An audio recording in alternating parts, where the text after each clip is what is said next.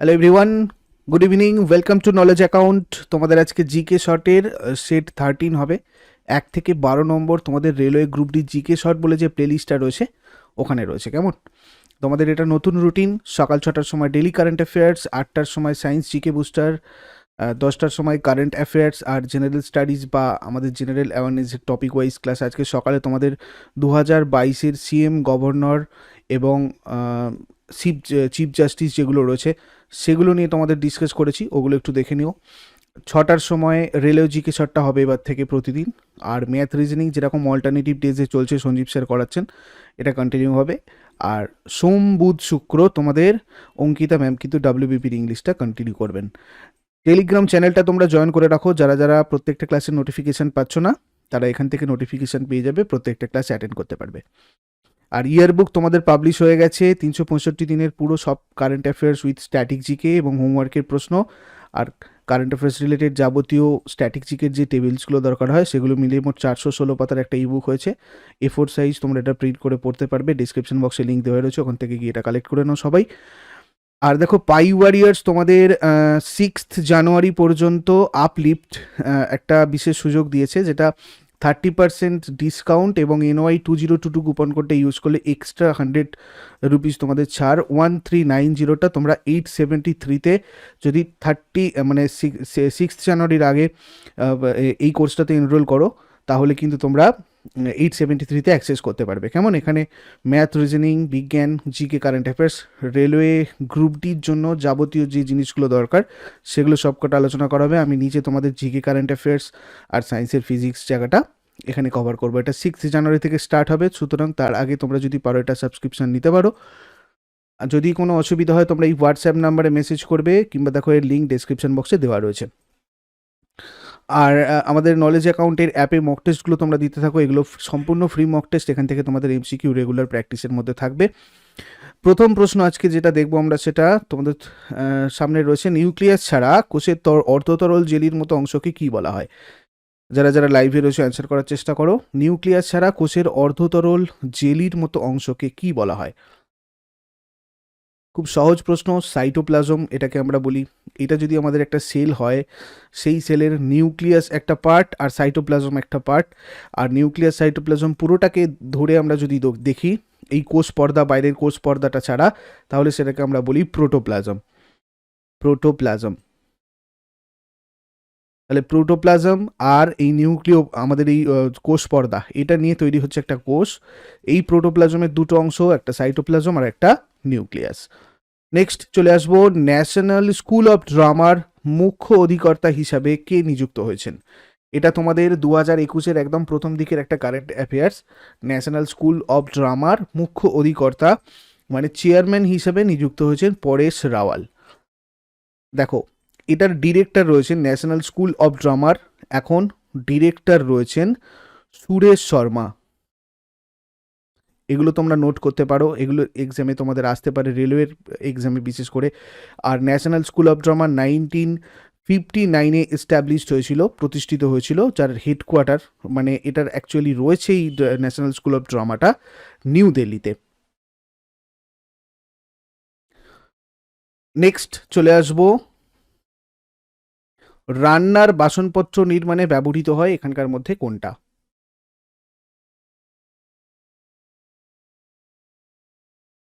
দেখো, রান্নার বাসনপত্র নির্মাণে ব্যবহৃত হয় অ্যালুমিনিয়াম। এবারে তোমাদের প্রশ্ন অনেক সময় এখান থেকে ঘুরিয়ে এভাবেও জিজ্ঞাসা করা হয় যে অ্যালুমিনিয়াম যে রান্নার বাসনপত্র হিসাবে ব্যবহার করা হয়, সেটা কেন করা হয়?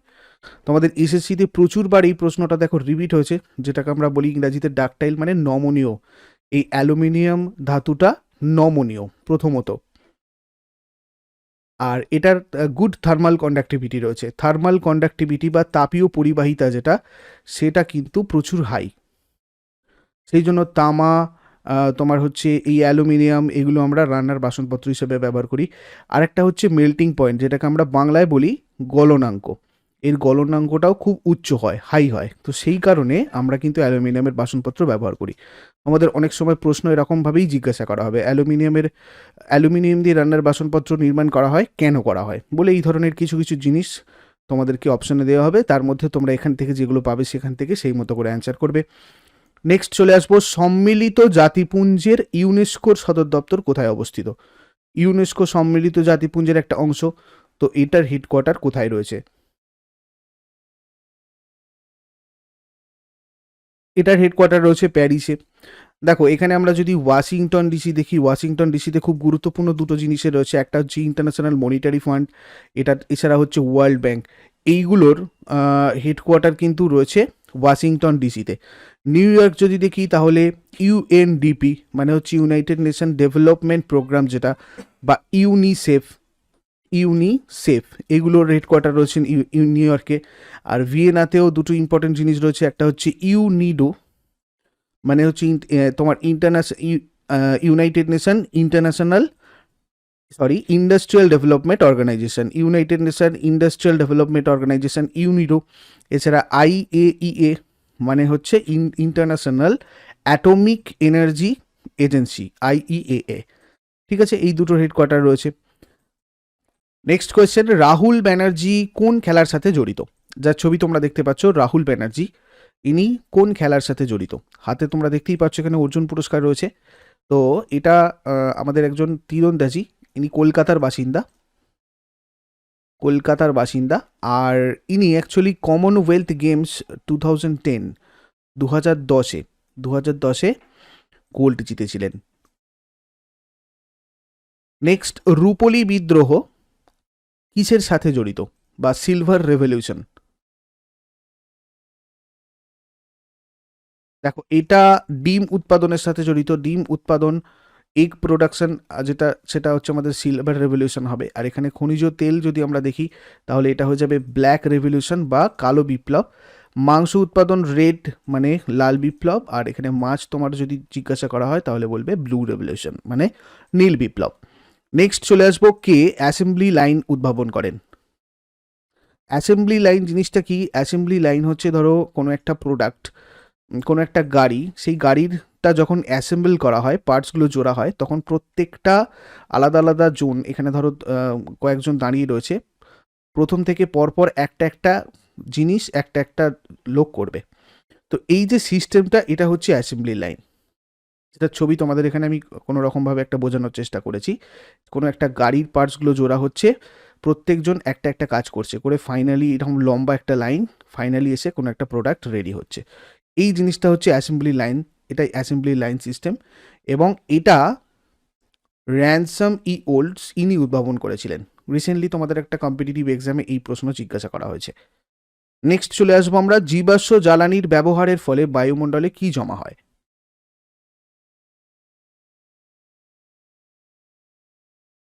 দেখো কার্বন ডাই অক্সাইড জমা হবে, জীবাশ্ম জ্বালানি আমরা যদি করি বেশি করে বায়ুমণ্ডলে এইটা জমা হয়।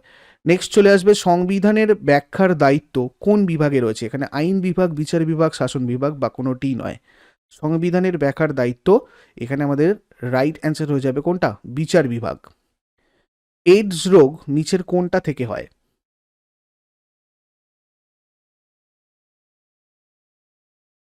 এইডস রোগ ভাইরাসের জন্য হয়, আমরা জানি HIV ভাইরাসের জন্য হয় এইডস রোগটা।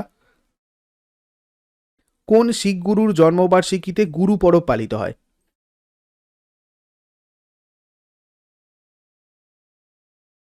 গুরু নানকের জন্মবার্ষিকীতে পালিত হয় গুরু পরব। কোন রাজ্য সরকারি অফিস এবং দরিদ্র পরিবারের বিনামূল্যে ইন্টারনেট সংযোগ দেওয়ার ব্যবস্থা রয়েছে? মানে ব্যবস্থা করেছে অ্যাকচুয়ালি। কোন রাজ্য সরকারি অফিস এবং দরিদ্র পরিবারে বিনামূল্যে ইন্টারনেট সংযোগ দেওয়ার ব্যবস্থা করেছে? তো এক্ষেত্রে অ্যান্সার আমাদের কোনটা হবে? কেরালা। এটা আমাদের তোমাদের ডেলি কারেন্ট অ্যাফেয়ার্সে ডিসকাস করা একটা প্রশ্ন। ভারতের টপোগ্রাফিক্যাল মানচিত্র কোন সংস্থা প্রকাশ করে?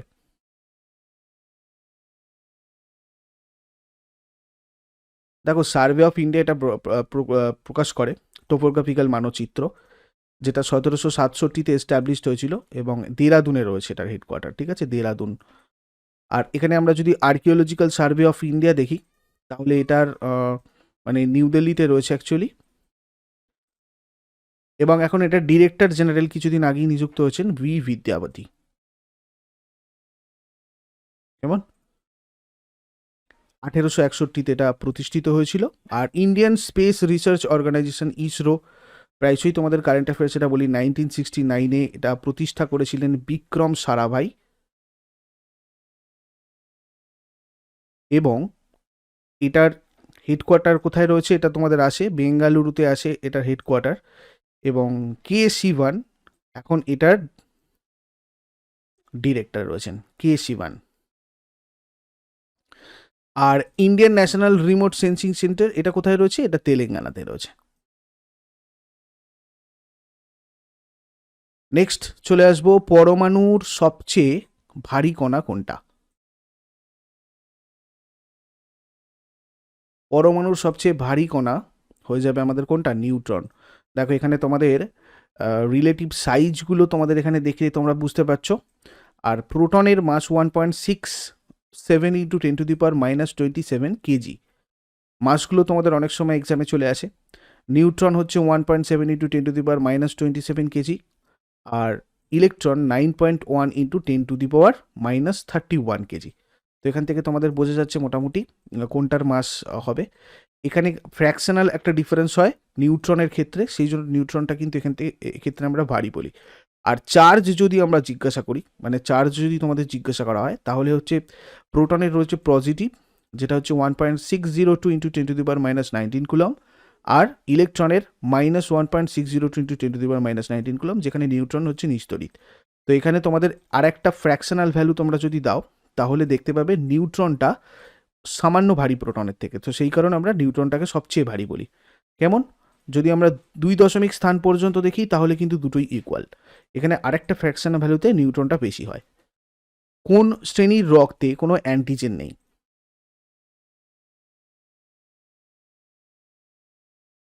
তো দেখো এখানে ও গ্রুপটাতে কোনো অ্যান্টিজেন নেই। এবার তোমাদের যদি প্রশ্ন করা হয় যে কোন শ্রেণীর রক্তে কোনো অ্যান্টিবডি নেই, তাহলেও তোমরা এখান থেকে এই ছবিটা দেখলে ইজিলি করতে পারবে। দেখো এখানে group A, group B, group A B আর গ্রুপ ও এর পুরো পরপর ছক করা আছে, যেখানে অ্যান্টিবডিজ ইন প্লাজমা। গ্রুপ এতে অ্যান্টি বি থাকে, গ্রুপ বিতে থাকে anti A, R group A বিতে কোনো রকম অ্যান্টিবডি থাকে না। গ্রুপ ওতে অ্যান্টি এ অ্যান্টি বি দুটোই থাকে।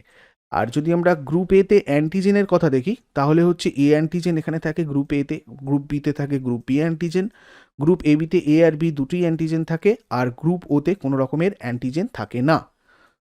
তো এই জায়গাটা খুব ভালো করে তোমরা স্ক্রিনশট নিয়ে রাখো। দিল্লির কোন সুলতান 40 চক্রের অবসান ঘটান? দিল্লির কোন সুলতান 40 চক্রের অবসান ঘটান? গিয়াসউদ্দিন বলবন 40 চক্রের অবসান ঘটিয়েছিলেন। অপশন বি এখানে আমাদের কারেক্ট অ্যান্সার হয়ে গেল। কাঁচকে পশম দিয়ে ঘষলে কাঁচে কি হবে? ধনাত্মক আধান সঞ্চার ঘটে, ঋণাত্মক আধান সঞ্চার ঘটে, নিস্তড়িত হয়, নাকি কোনোটিই নয়? এখানে একদম প্রথমেরটা হয়ে যাবে আমাদের কারেক্ট অ্যান্সার, ধনাত্মক আধানের সঞ্চার ঘটে। রেসার পিন নিচের কোনটা থেকে পাওয়া যায়?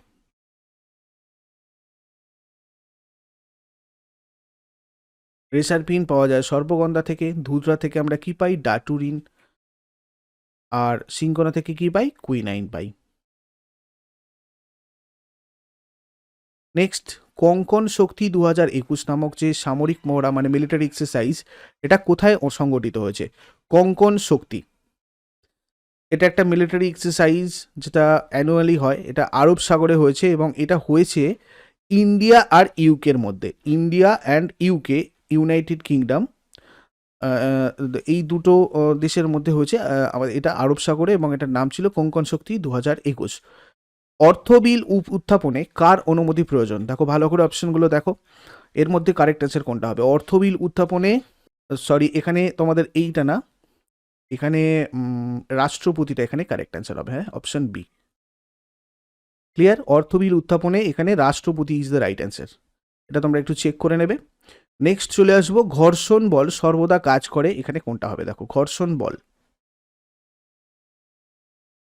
ঘর্ষণ বল যেদিকে তুমি কোনো জিনিস টানবে, দেখো এখান থেকে যদি আমি এই বক্সটাকে ধরে টানি এদিকে, ঠিক তার উল্টো দিকে ঘর্ষণ বল কাজ করবে। যেদিকে কোনো জিনিসটা মুভ করবে ঠিক তার উল্টো দিকে হচ্ছে ফ্রিকশন ফোর্স কাজ করে, ঘর্ষণ বল কাজ করে। নেক্সট চলে আসবো আমরা, বায়ুর চাপ অনুভব করি না কেন?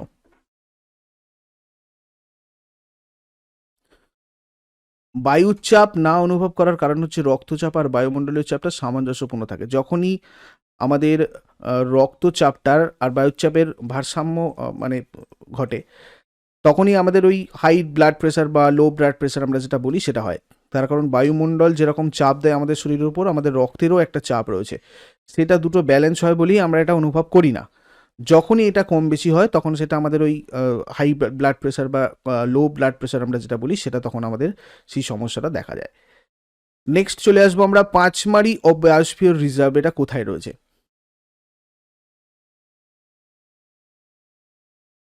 পাঁচমারি বায়োস্ফিয়ার রিজার্ভ হয়ে যাবে মধ্যপ্রদেশ। সম্প্রতি তামিলনাড়ুর মুখ্যমন্ত্রী হিসাবে কার্যভার গ্রহণ করেছেন আমরা জানি এম.কে. স্ট্যালিন। ইনি কোন রাজনৈতিক দলের সদস্য?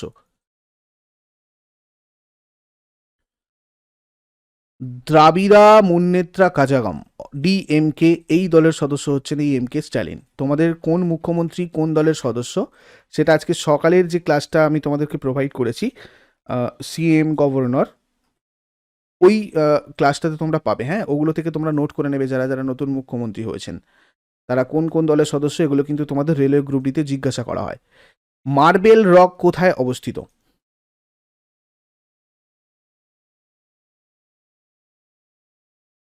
মার্বেল রক রয়েছে জব্বলপুরে।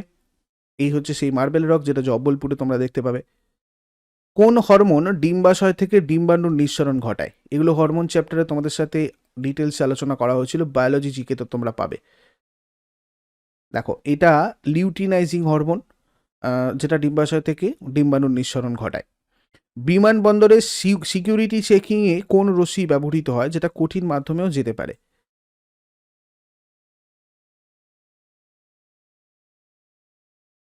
এক্ষেত্রে আমাদের এক্স রশ্মি হয়ে যাবে। কাভালাম বিচ, এটা কোন উপকূলের অন্তর্গত?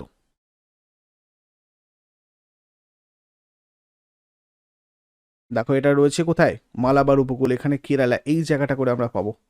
ঠিক আছে, মালাবার কোস্ট এই জায়গাটা করে কিন্তু রয়েছে কাভালাম বিচ, এই অংশটায়। নেক্সট চলে আসবো আমরা, মার্স গ্যাসের মূল উপাদান কি?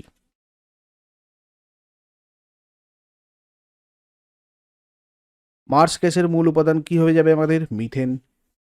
কোন রাজ্যে ভারতের প্রথম লিথিয়াম শোধনাগার গড়ে উঠতে চলেছে? কোনটা হবে এক্ষেত্রে কারেক্ট অ্যান্সার আমাদের?